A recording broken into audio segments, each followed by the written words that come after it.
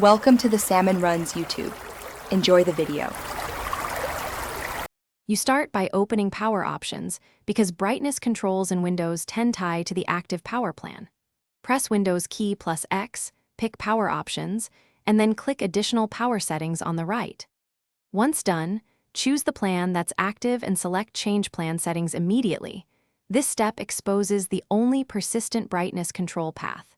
You do this so changes apply across sessions and hardware profiles, making adjustments reliable versus temporary quick action sliders. Now you go deeper with advanced settings to control brightness precisely. Click Change Advanced Power Settings, expand the display section, and you'll see options for adaptive brightness and display brightness. Make clear choices. Disable adaptive brightness if it fights your manual setting, or set explicit percentages for on battery and plugged in. Once you enter numeric values, hit Apply and OK.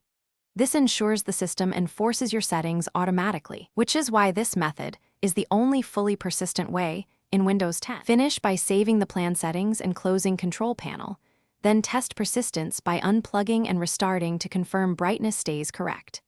If brightness reverts or the slider is missing, make sure to update your display driver first, because driver problems often block proper control. If that fails, run a power plan reset using PowerCut commands or create a new custom plan and repeat the steps. This troubleshooting tip is key. Driver and power profile resets resolve most stubborn brightness issues. Thanks for watching. Consider subscribing if we helped you.